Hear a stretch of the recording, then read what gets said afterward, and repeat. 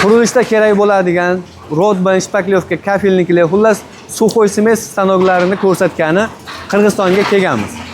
Qishda ham ish to'xtab qolmaydi. Mana undan bitta olsalaring, xudo xolasa, qumlarni quritib beradi. Bular yordamida bemalol ishlab chiqarishda hajmini yana ham ancha baravarga oshirsa bo'ladi. Biz bugun Qirg'iziston Jaloloboddamiz. Islom aka, bu stanoklar obyomi qanaqa, narxlari qanaqa bo'ladi? Aka, narxi $3,5 ming. Hop. Soatiga 500 kilo, 600 kilogacha quritib bera oladi qumni. Soatiga 500-600 kilogacha qumlarni quritib beraveradi. Elab, yana atrofdan alohida chiqarib beradi. Aralar mana saralab berayotgan. Saralab beradi. Mana bu yerda o'sha saralangan bemalol o'sha ishlasa bo'laveradigan mahsulot qumimiz bu yoqda mana atxod ekan. Hop, buni narxi nech puldan tushadi aka?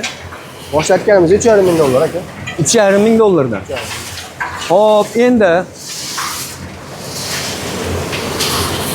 qumni qaranglar, quritib zo'r qilib Qurilgan, elangan kafilniklar, narimli pollarga ishlataveradi. Zo'r ekan. Endi buni nimada propanda yonyapti mana hozir? Bu hozir propanda yonyapti aka, atrobutga ham qilib beramiz. Ha, propanga ham, atrobonga ham ishlaydigan qilib bersa bo'laveradi. Hop, xudo xolasa bunaqa stanoklar ham bor. Qumdan tashqari semichka, boshqa narligi nimalardan quritib beraveradi. Endi akalarimiz yana qum drobilkalari bor.